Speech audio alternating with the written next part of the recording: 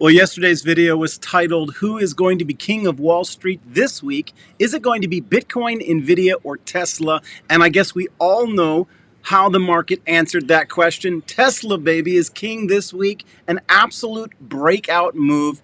And I'm going to give you guys my opinion on the chart. Is there going to be a pullback?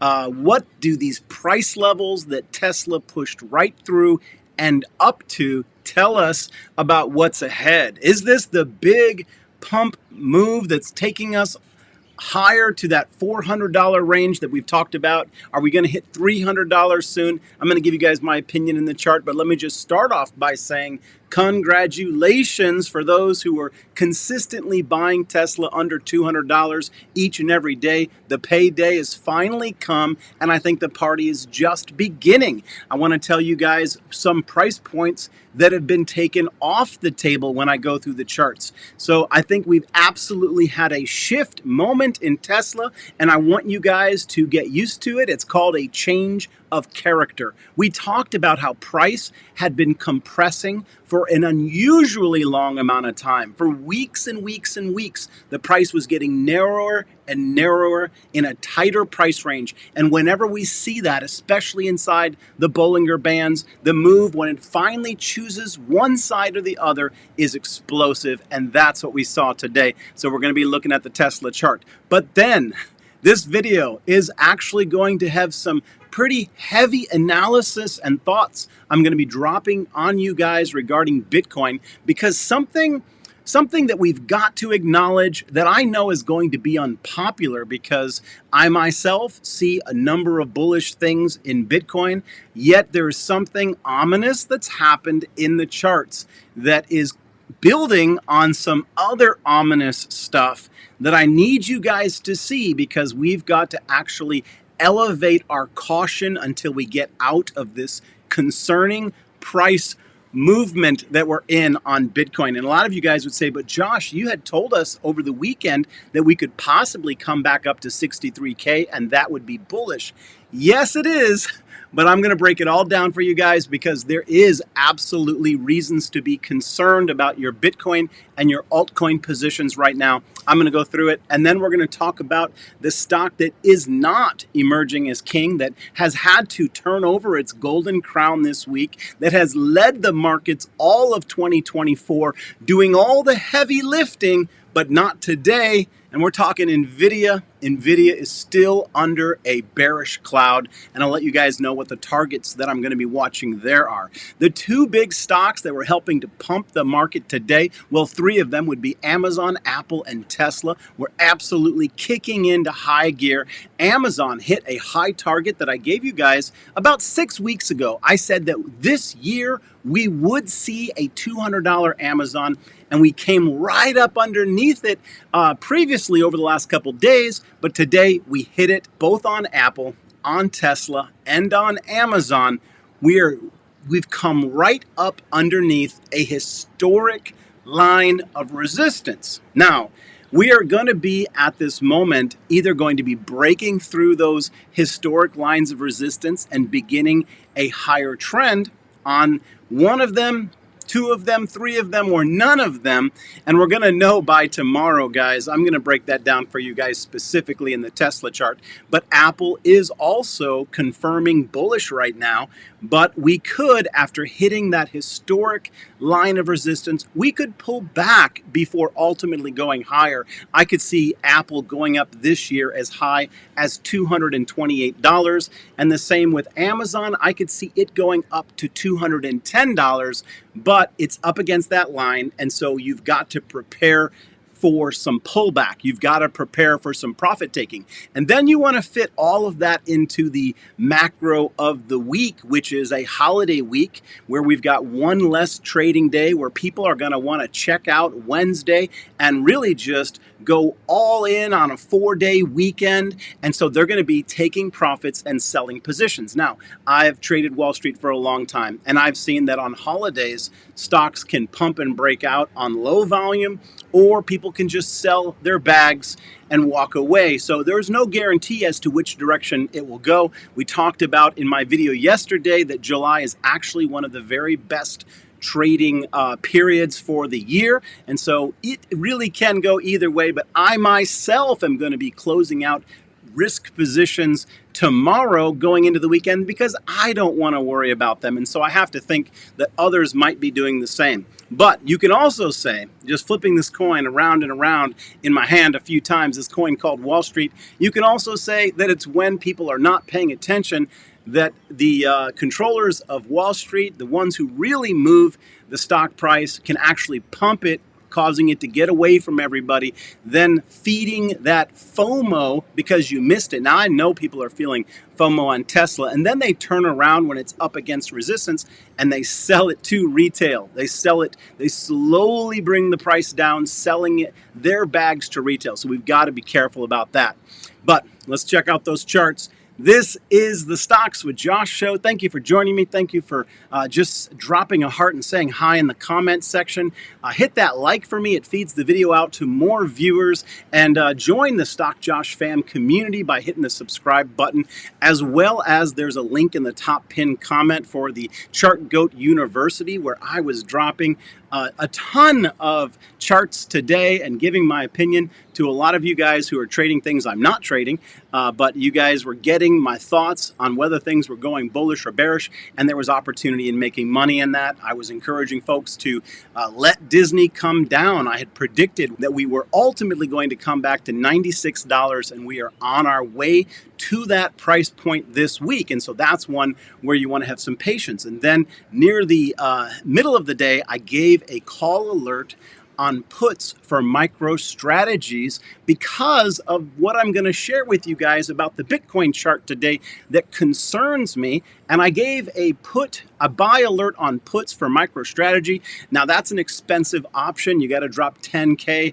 per option to be able to load up that bag.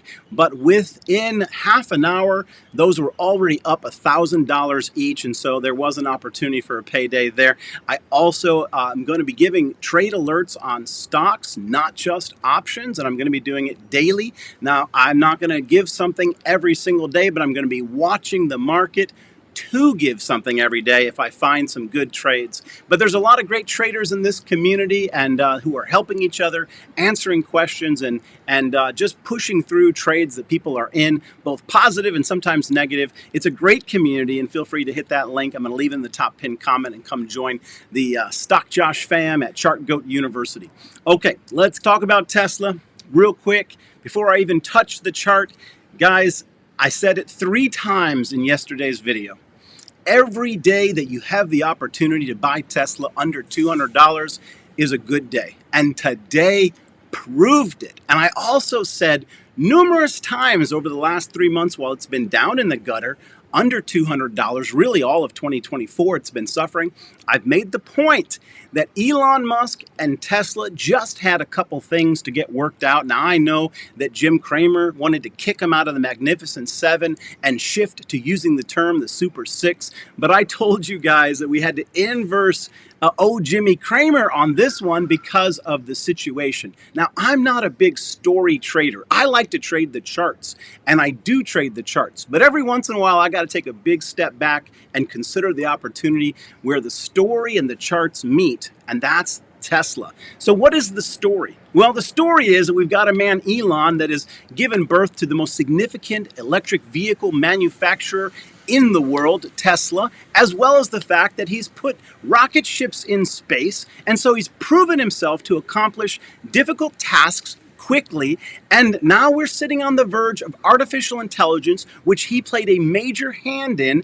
And his company Tesla, is principally focused on bringing robots with artificial intelligence into the workplace. And those robots are coming for your job. I don't care if you are a CPA or a nurse, those robots are coming for your job. And so to hedge your financial situation, you might want to try to take a position in Tesla long to hedge the risk of those robots taking your job. Now, these are all a little bit just some jokes, but let's just keep it real, guys.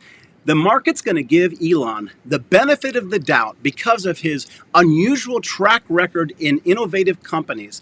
The minute he can show that these can come to the market in somewhat of a reasonable amount of time, He's said it himself. He said, forget about that trillion market cap position that the other big boys on Wall Street have. Apple, Microsoft, and Amazon recently became a $2 trillion company. He said, forget about that. He said, with my robots, Tesla's going to be a $13 trillion company. Now, if just a portion of what he's suggesting is true, it means that Tesla can skyrocket. Now, what are we seeing in the charts today? Well, if we had just hit my resistance target of $215 today and gotten a rejection candle, then I would have believed that we were going to come back to around $189 where I saw the most significant support. But the fact that we blew through 215 has changed everything. It's changed the projected move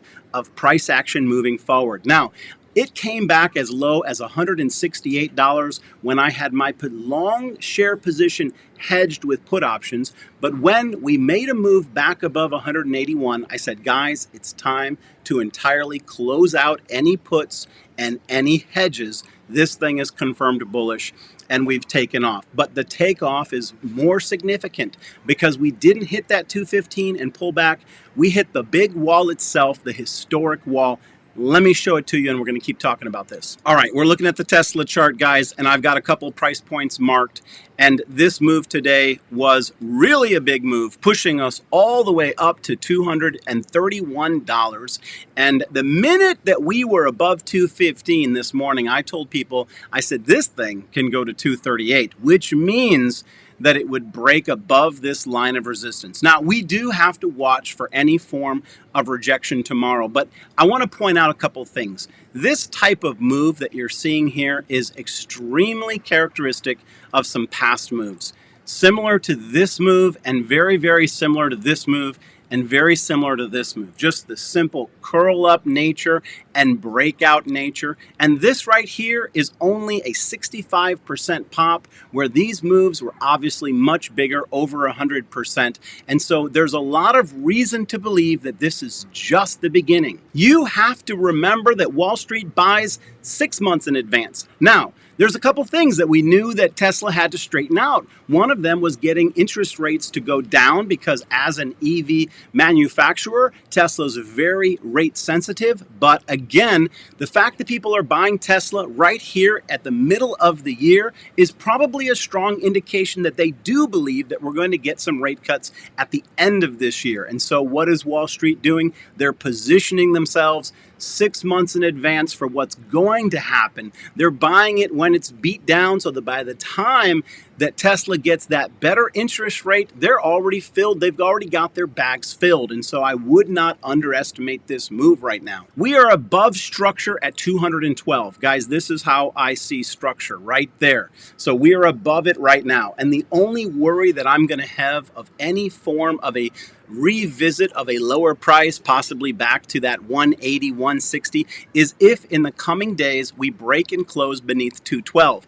At the moment, this thing is pointing up, and I think that we're going to be watching 238 as more realistic and possibly higher, and then we could begin to see it come back and back test this until it makes a move and goes higher from here. That's really my expectation on Tesla right now. Now, tomorrow's going to tell us a lot. Again, if you see us moving above 238, you know that that's the top of the next area of resistance that I see. If you see us moving below 212, you know that maybe things are cooling off and it's not as bullish right now as I'm expecting, but I am definitely leaning bullish. Okay, we've got to make time for proper coverage of Bitcoin, so let me get right into that chart. Okay, guys, we're going to start off with the logarithmic view of Bitcoin, the historic view of all of the different crypto cycles that we've had in the past. The white dotted lines down the middle represent the halving in each of those cycles. And I want to make an extremely important point for you guys so you can understand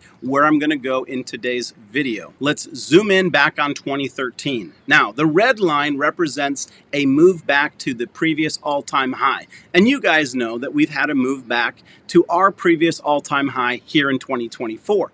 Now, if we're going to have a continuation move right through the all-time high, we're looking at the monthly candles. The first candle pushes through the previous all-time high, and the next candle opens above and closes above, and typically runs all the way to the next fib level. Now we can see in the example here that when it got to the next fib level, it tried to push above, but it got rejected, and it came back and got pretty close to this orange line. What's the orange line? That's the 20 EMA. And so it had to move closer to its moving average, the 20 EMA, and then it continued on from there. And when it eventually pushed through that next fib level and closed on a monthly candle, it then opened another candle and pushed all the way to the top of that fib level. Now let's back up and look at the next cycle. Here we go, zooming in to 2017.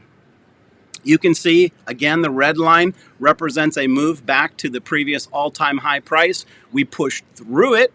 We stayed above it. We closed the monthly candle above it. We opened the next candle above it, and we pushed higher. And this move caused us to rapidly move up to the next fib level. And then if we move on to the next one, the 2021 cycle, some of you are more familiar with that one. We have the same situation. Remember, the red line here marks the previous all-time high of the last cycle, and you can see the same pattern. We pushed above it, we pushed through the red line, we closed above it, and then we opened and closed a candle above it, signaling that we were going to move on to the very next fib level, which we did. And of course, we did lose a fib level in the last cycle. We didn't move on to the yellow level like we had in the previous two cycles. And so we did have a loss of momentum, but you can see that we then came up. We never closed a candle through that level. We came up and we touched it. We didn't close a monthly candle over the next fib level. Then we attempted a second month, didn't close a candle above that level. Then we opened a candle beneath it, and we end up coming back to what? That orange 20 EMA again. You know that in that cycle, we made a couple of candles on the bottom. We made another attempt back up through the blue level. We pushed through it. This time we closed a candle above it, but we never opened and closed a candle above the blue line, giving us the beginning of our markdown phase and our push into the winter following 2021, the 2022 decline. And now this is the current market that we're in. Now, guys, the red level represents the previous all-time high. Right around this 68,346 is the peak of the last high, but we also want to take a look at where these candles closed. Right now, that level is going to become very relevant to this conversation. So here's what we've got so far. We've got a couple failed attempts to push through the previous all-time high. We correctly closed a candle initially, but we didn't open and close a candle above, and as a result, we've come down in price. We made another attempt, but this time it wasn't as strong, and we didn't close a candle above the previous all-time high at all. Matter of fact, we closed the candle beneath it. And now we just finished June, and that's where our problem really lies. We have opened and closed officially a candle beneath this fib structure, and now we've got to be looking at that other line that becomes quite relevant, that 20 EMA, because it is very possible at this point that this candle that we're in right now, this July, is actually going to be a move down closer to that 20 EMA, bringing us back to that 50K level. Now, I know that some of you are going to say, but Josh, you know, it's like you make one video and you're telling us this is good news and things are bullish. Then you turn around and you make another video saying, oh my God, you know, the sky is falling. Well, guys, the fact is that these charts always represent a very intense struggle between the bulls and the bears. Now, I'm going to tell you that in the first week or the first 10 days of July, there is a very slim chance that Bitcoin can push back above, but it needs to move quickly and it needs to move now, because the way that these candles have confirmed, the way that we barely missed closing above that important level that I gave you guys in the last video. I'm going to take you in and show that to you more specifically. But there was an actual price point that we needed to close above on the monthly, but we just closed right beneath it. And therein lies the problem. Now, I'm going to make this point because a lot of my trading and a lot of the communication that I give you on this channel is contingent upon understanding a very simple idea about how candles and time frames work. When I give support and resistance, the first thing you need to understand is that when you want to take a position on a support or resistance line is whether or not it has held or been rejected. And the term that people use to reference that idea is how it respected the trend line.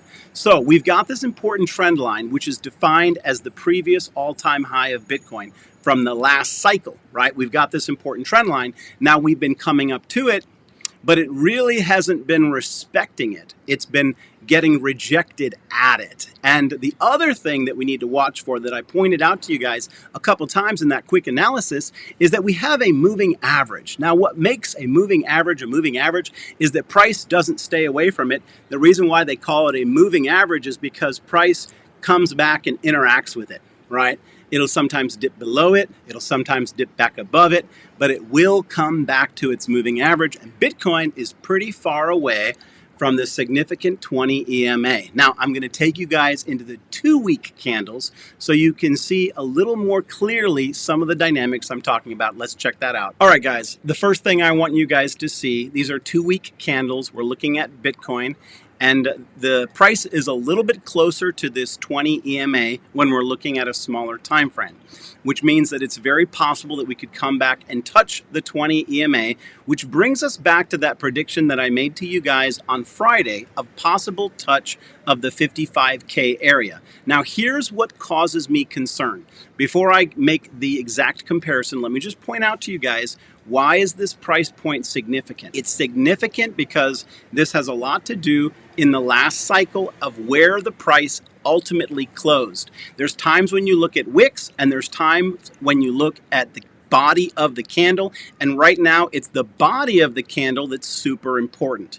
Now, the price point that we needed to get back above was this 63,309. This is the price point that we needed to close above on Sunday night. And you can see that we just barely missed it. And so that's a huge problem, guys, because this thing was going to remain bullish if we could create a big enough wick. Now, we do have a wick here, but we needed it to be a little bit bigger, and we needed the body of this candle to close above 63,309. That would tell me that this was on its way to 66. But instead, we got a candle that pushed through. And now we've got the newest Bitcoin candle being made here in July. And you can actually see that we rejected against our 63,309 price, which remember, that's relevant because that's over here. Those are the closing candles on the 2-week time frame up at the top. And so we have actually broken down because we have pushed through, and now we have opened a candle beneath 63,309. And then we even back tested. Now, you guys hear me use that term all the time. Back testing is when you get confirmation. Now, if we had pulled down a little bit and we were up above and we opened above 63,309 at the start of the new month, then you could say that this technical breakdown might be forgivable. But we didn't. We actually closed beneath an important line. We back tested that important line, confirming it. And now I have a deep concern that we are going to move on to this $55,000 price. And this is why I took the short on MicroStrategies. I commented to you guys on my Monday video that Mara had exploded and reached a significant area of resistance. It pushed all the way up to resistance. And if Bitcoin is going to come down, then you're going to see the miners and MicroStrategies. You're going to see them and the altcoins and the meme coins suffer. Now, before I leave you on an entirely panicked mind frame over your crypto portfolio, guys, first of all, there's always two sides of the coin. I could give you another 3 or 4 metrics which show that Bitcoin is at a place where the momentum has cooled off, where the stochastic RSI could curl up, and we could go bullish. But here's the final point I want to leave you with. There is a narrowing window of time where that needs to happen in July. Now, personally, I think the charts have already confirmed bearish, but sometimes in a short amount of time, momentum will shift and there'll be a reversal, and it's kind of a bear trap. And it's often seen in the stock market when it goes down, it confirms, people take a bearish position, and then it immediately jumps up. That's a bear trap. So What would have to happen for that to be confirmed? Well, we need this week or up to Sunday or within 8 days, a very short amount of time, we need to see that bear trap triggered, and we need to see rocket ships taking us up out of this technically broke down level. Or we're going to come back and we're going to get a touch on that 20 EMA. Guys, that's how I see the charts. Now, I don't have the crystal ball. That's my best view. I'm bringing it to you guys. Just take it as a grain of salt. Go and listen to some other people, see what they say. Someone will be right. We'll have to see in the course of time. Maybe I'll have to give up the chart goat title if Bitcoin breaks out. Actually, if Bitcoin breaks out in the next 7 days, I'm going to hold on to that title because that's a scenario I presented. But if it doesn't, then I've seen this early, and it's time to look at your portfolio very carefully and look at the positions you're taking in any of the Bitcoin related stocks, and at bare minimum, just reassess it. Guys, let me know in the comments section if you agree or totally disagree, or you think that this thing is getting ready to go off like rocket ships and I'm getting bearish at the last minute. You know what? If I'm wrong, I'm wrong. I'll come back and we'll talk about it. But that's what I've got for you guys today. We're going to hold off on any other charts because I think I've got quite a bit covered in this video, and we're going to touch base on it again tomorrow. Of course, I'm going to be over on the Stocks with Josh Discord, providing technicals and trades first thing tomorrow morning at market open, where you guys can connect with me more. I hope to see you guys over there. I'll leave a link in the top pinned comment. As always, like and subscribe. Peace and blessings. Take care. Talk to you soon.